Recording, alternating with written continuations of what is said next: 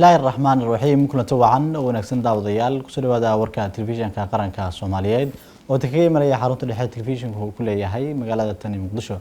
قطبة وركينا ودورون أد كداون دونتان وحا كمد نقنيا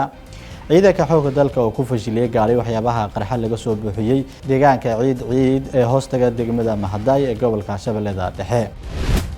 دولة الصومالية يا شيكتي إن شخصيات شركة ganacsi oo ku socda baaritaan la xiriira maalgelinta khawaarijta al-shabaab madaxweynaha ku-xigeenka Hirshabelle oo sheegay in khawaarijtu ay ku hareen deegaano fara ku tirisa gobolka Hiiraan iyo Shabeellada Dhexe wararka arrimaha dibadda ee aad ku daawan doontaan warkeena waxaa ka mid noqonaya madaxweynihii xilka laga qaaday ee dalka Peru Pedro oo xabsiga loo taxaabay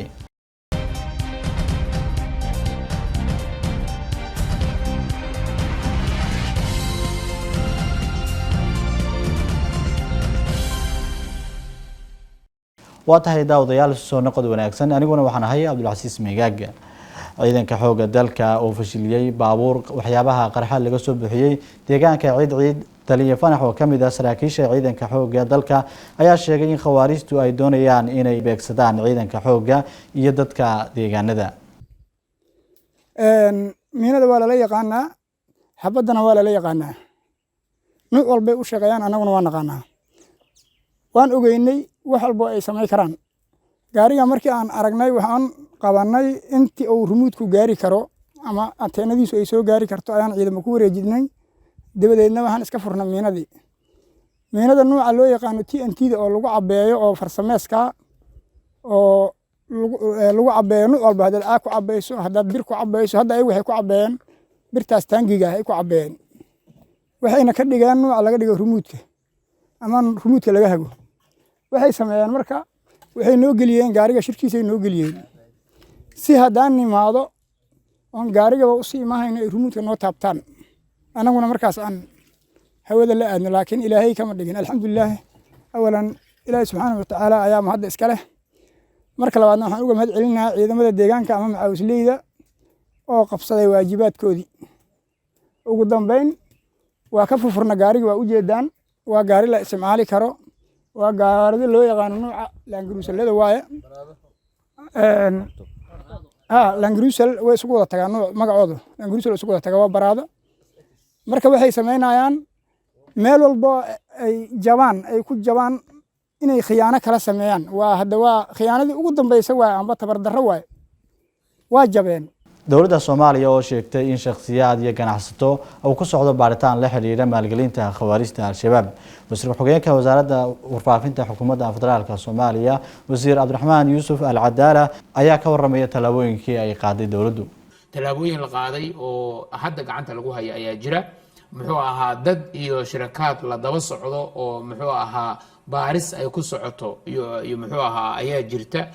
kuwa la xanibay oo muxuu ahaa talaabooyin sharci laga qaaday ayaa intaba jira shuruuc qaarkoodna baarlamaanka ay hor yaalaan qaarna hore loo ansixiyay oo maaragtay muxuu ahaa la dhammaystiray oo maanta ugu dambeysay golaha wasiirada qaarkeed ay mariyeen ayaa jira marka dagaalka lagula dagaalamayo dhaqaalaha khawaarijtu waa dagaal dheer oo maaragtay ka baaxad weyn hawlahan kale oo dhan oo laga yaabo in dariiqooyin iyo wadiiqooyin kala duwan ay khawaarijtu muxuu ahaa isticmaalayeen laakiin runtii waxaan kuu sheegi karaa inuu si aad iyo aad u wanaagsan muxuu ahaa uu u socdo aanan rajaynayna insha allahu tacaala inuu dariiqaasi muxuu ahaa sidaas uu ku dhammaado waxaan rajaynaynaa runtii ganacsatada Soomaaliyeed qaybo badan oo kamid ah waxay garab istaageen oo dhaqaale ay ku bixiyeen oo xoolahooda ay ku bixiyeen oo khatar ay u qaateen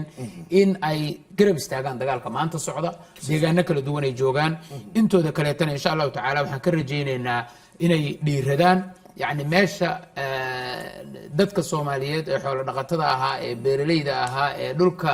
baadiyaha ah ku noolaa ay muxuu ahaa inta aad aragta ay sameeyeen iyagoo awoodooda dhaqaale iyo dhinac kasta ay u dabacsan tahay ma jiro cudurdaar runtii maanta loo heli karo oo qof uu heli karo inuu khawaarij muxuu ahaa uu taakuleeyo mana jiro dood arrintaas ku saabsan ma jirto waana ku faraxsanahay runtii sida ay u socota arrintaas insha Allah taala de go'aanka dawladuna waa meeshiisa dadka hadda loo muxuu ahaa daba socdo iyo kuwa baarista ku socoto iyo kuwa laga yaabo inay dembiyada noocaas oo kaleeta ku dhici doonaan dadka Soomaaliyeed way arki doonaan waad arkaysa maalmahan hawlaha ka socday maxkamadda ciidamada iyo dardargelinta ka socotay haday aan lahayd kuwa qaadicu dariiqyada haday aan lahayd kuwa iyaga oo dharka dawladda gashan khawaarijta la shaqeeya oo ku dhex dhuunta oo maxkamadooyintooda muxuu ahaa maanta u dambeysay aad arkaysa inay niman militariga ka tirsanaan jireen maxkamadooda ay socotay haddaad ganacsado tahay iyo haddaad oday tahay iyo haddaad sheekh sheeganayso iyo haddaad wax kaleeto tahay nimanka dadkeena sidaa u leynaya oo sidaa u ciqaabaya oo sidaa u dilaya meeshii madaxweynuhu sheegay ayaan ka joognaa oo ah shabaab waa kasoo horjeedaa waa la dagaalamaysaa intaa doonta dagaalka kuula ekaado meel baad leedahay shabaab waa la jirtaa waa taageeraysaa intaa doonto taageeradaada iyo taakuladaadu ha la ekaato meel baad leedahay marka waa intii gacantu ay ku soo gaarto marka laakiin si aad iyo aad runtii aan ugu qanacsannahay ayay hawshaas u socota madaxweyne ku-xigeenka Hirshabelle oo sheegay in khawaarijta ay ku hareen deegaano fara ku tirisa gobolka Hiiraan iyo Shabeellada Dhexe Axmed Yuusuf Hagar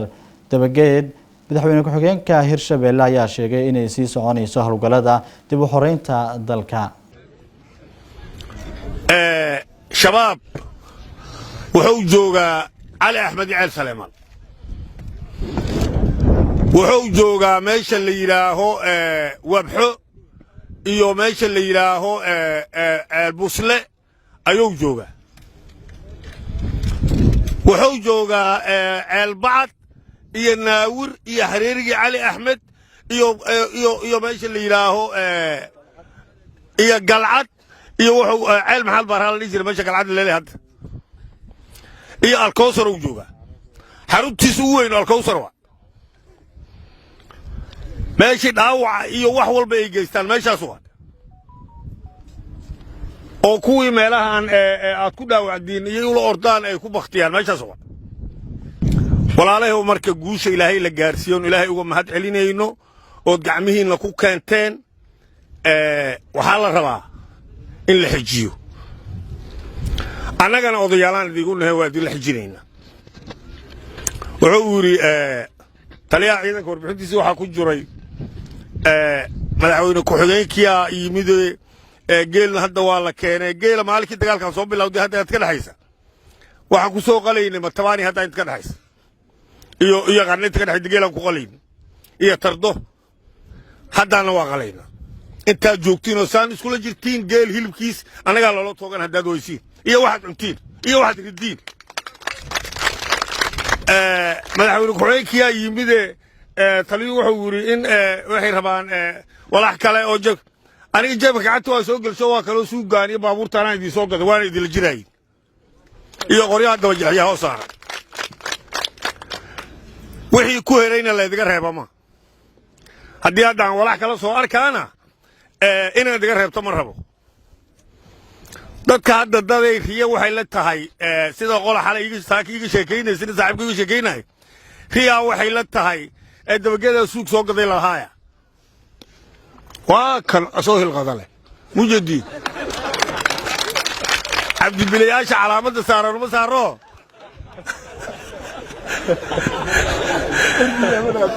ya marka af Soomaaliga saddex ma kaanu ma yaqaanin iyo waxa sheegay laakiin aad ku taqaanin ma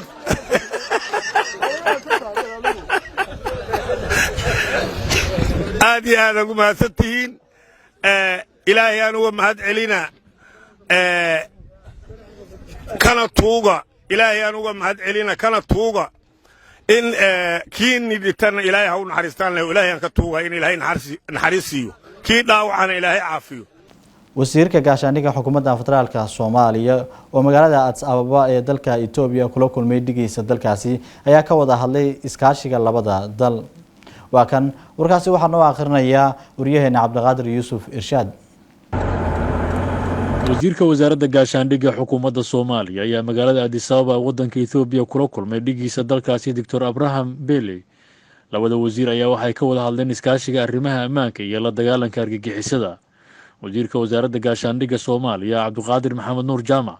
ayaa xusay inay muhiim tahay xilligan in la cirib tiro khawaarijta al-shabaab isagoo uga mahad celiyay dowladda Itoobiya doorkeeda ku aadan dagaalka ka dhanka argagixisada wasiirka wasaaradda gaashaandhigga Ethiopia Dr. Abraham Beley oo dhankiisa ka hadlay kulanka ayaa sheegay in dowladda Ethiopia ay xoojinayso garab istaageeda ku aadan dagaalka lagula jiro khawaarijta al-shabaab. wasaaradda gaashaandhigga Soomaaliya iyo taliska ciidanka xoogga dalka Soomaaliyeed ayaa muddooyinka waday qorshe ku aadan sidii guud ahaan dalka loogu xoreyn lahaa kooxda khawaarijta ah ee al-shabaab. deegaanka Madiino oo ka tirsan degmada Xeraale ayaa laga hirgeliyay ceelbiyo dalka deegaanku ay baahi weyn u qabeen. waxa warkaasi noo soo tabiyay Uriyaheena Xuseen Cali Xuseen. Madiina waa deegaan ballaaran oo degmada Xeraale kaga beegan koonfur qoraxsimaad. deegaankan waxaa gabagaba maraya ceelbiyo dadka deegaanku baahi weyn u qabeen, kaasoo ah mid ka mid ah baahiyaha asaasiga ee nolosha oo deegaankan laga hirgeliyo. in ka badan 15 sano oo deegaankan dad iyo dunyo ku noolaayeen ma lahayn ceelbiyood, hospitaal, goobo waxbarasho iyo qaybaha kale ee baahiyaha nolosha. maanta ayaa midii ugu horeysay dhidibada loo taagay oo waa kan isku tashigii bulshada deegaanka Madiino oo noqday mid mira dhal ah.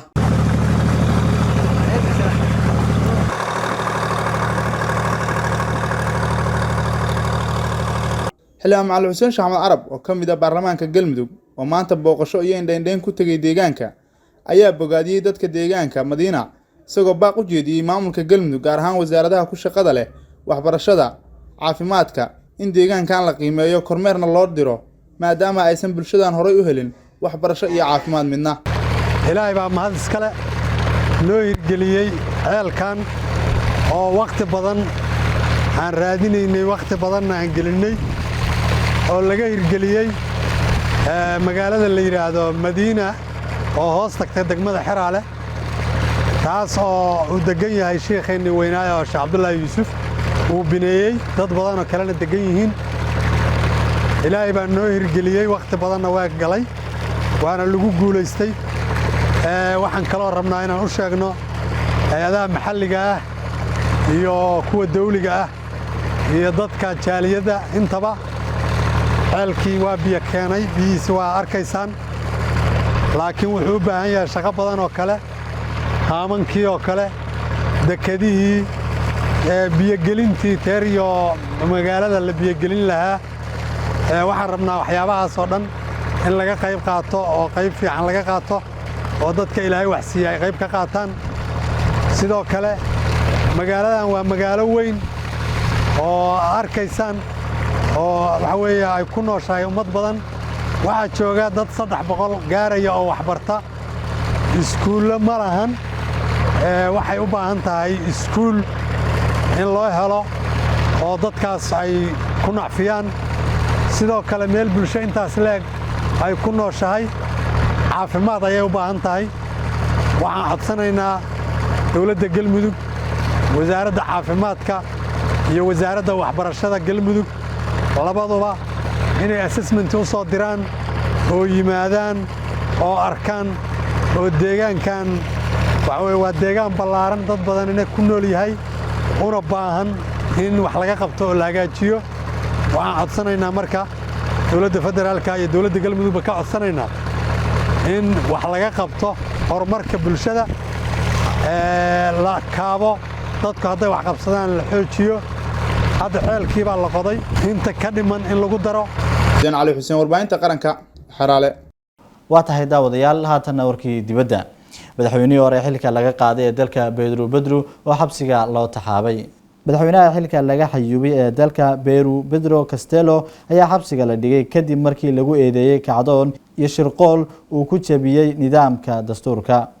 Mexico ayaa sheegtay in haddii Mr Castillo uu magangeliyo weydiisto ay siinayso. warbaahinta maxalliga ee dalka Peru ayaa sheegay in markii la xidhayay uu ku sii jeeday safaaradda Mexico ee dalka Lima. Pedro Castillo ayaa lagu bedelay haweeneyda madaxweyne ku-xigeenka ahayd oo lagu magacaabo Dina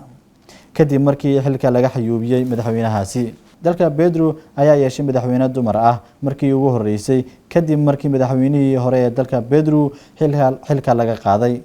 talaabadaasi oo timid saacado kadib markii uu isku dayay inuu kala diro baarlamaanka. waa tahay daawadayaal, warkaasi intaas ayuu naga dhan yahay. waxaan idin akhrinaya anigoo ah Cabdilcasiis Migaag. intaynu warkaan mid lamid iskugu kulmi doono waxaan kaga tegayaa sidaas iyo nabadgelyo.